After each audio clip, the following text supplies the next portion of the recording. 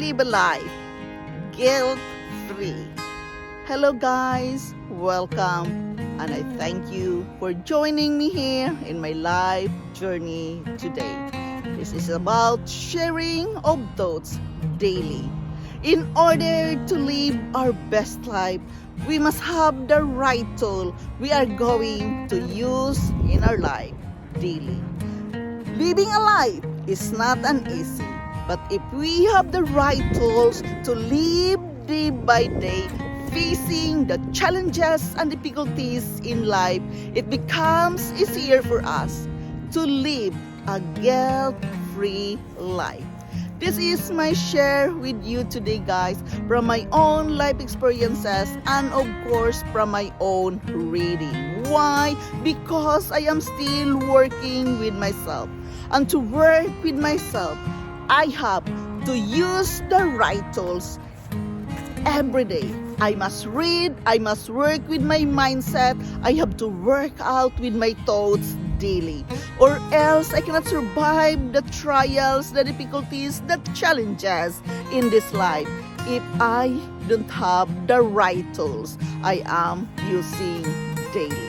And a part of it, the prayer and the meditation is a great tool we can live day by day a guilt-free life.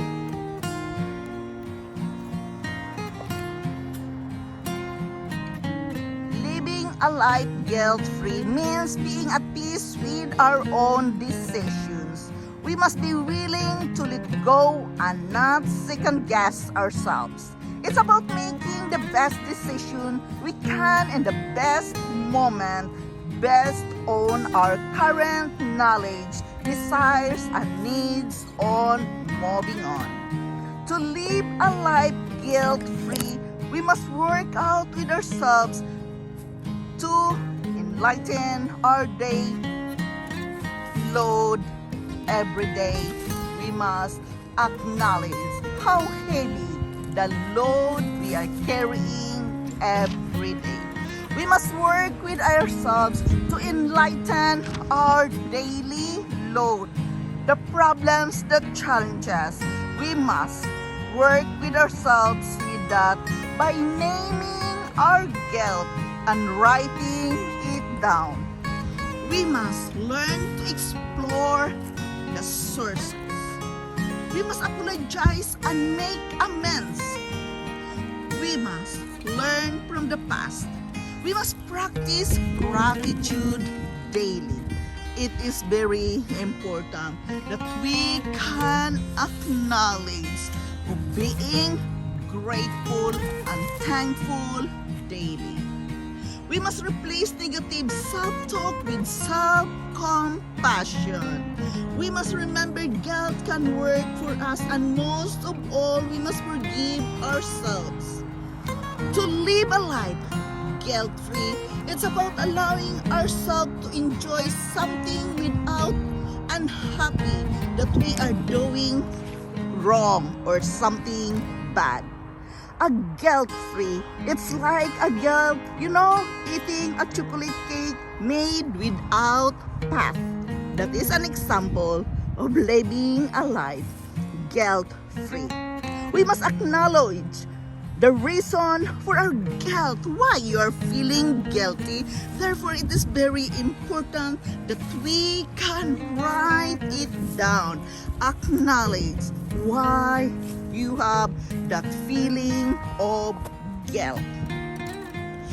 We may feel guilt for a variety of reasons, including acts we have committed or think that we committed that mistake.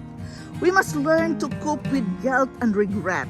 We must tell someone we trust that we are feeling bad. We must write a list of what we feel bad about. It is a regret we are feeling. We must realize there are ways to move past from that certain feelings. If there is true guilt about something you have done wrong, we may receive relief by finding a way to make amends, why you are feeling guilty. How to make amends? We have to live a life guilt-free. We must acknowledge our feelings by writing it down and by telling to the person you love, the person you can trust with. We must avoid obsessing about past regrets. We must ourselves acknowledge your own selves, the kindness within you. Be kind to yourself. It is very important that we must give ourselves time to heal from the past regret. We must try to distract from any challenges we are facing right now. We must create a new set of goals. It is too difficult sometimes, but we must, consider probably get help. Counseling, for example. It is very important that we must live a guilt-free life so we can be a good company to the people we love, to the people we live together with. Guys, this is not an easy share, but I am sharing this with you because many of us is struggling with anxiety. Why? Because they're living a guilty life. Guys, really, it is very important that we must replace negative self-talk with compassion. Acknowledge the compassion. That is the most important thing here. That, to live a guilt-free life, it's about allowing ourselves to enjoy without feeling unhappy. Maybe you are thinking something is wrong, something doesn't, feels right, but we have to work with ourselves. But again, I'm going to share with you the power of prayer and the power of meditation regularly, daily. It really helps us to live a guilt-free life no matter how difficult the situation is. We must, feel that feeling, write it down, acknowledge it, put a name into it, talk to the person you can trust with, embrace that mistakes and live on. We must go on where we want to go and continue the plans and wishes and desire from your heart. How can we live a life guilt-free, guys? For me, in my own situation, we must move on. We must not obsess of the past mistakes and regrets. What has been done, and it cannot be undone. So we have to move forward, even it's painful. Yes, it's hard. But guys, at the end of the day, if you can just ask forgiveness, forgive yourself most of all. We can all do mistakes. Nobody is perfect. We have to move on by, asking forgiveness daily. Forgive yourself. Build up new self-talk to yourself that you are doing the best you can be.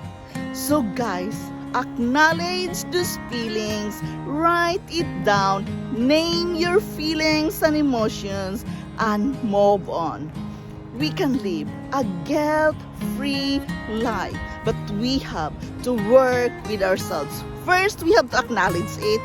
We have to embrace it. Even it's painful, we have to embrace the whole situation, ask forgiveness, and forgive yourself most of all, and be kind to yourself. That is very important that we must Give acknowledgement to ourselves. Be kind and love yourself most of all. Remember that you are a unique person. Each and every one of us has a unique ability and talents. You are more than good enough. Be content, be satisfied what has been, done or experienced wrong or whatsoever.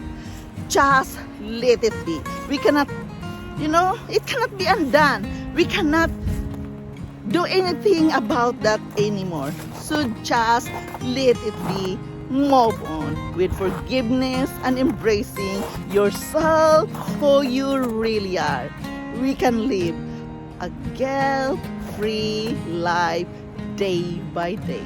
Thank you so much, guys, for joining me here in my life journey. I am forever grateful to each and every one of you. I love you all, and bye-bye.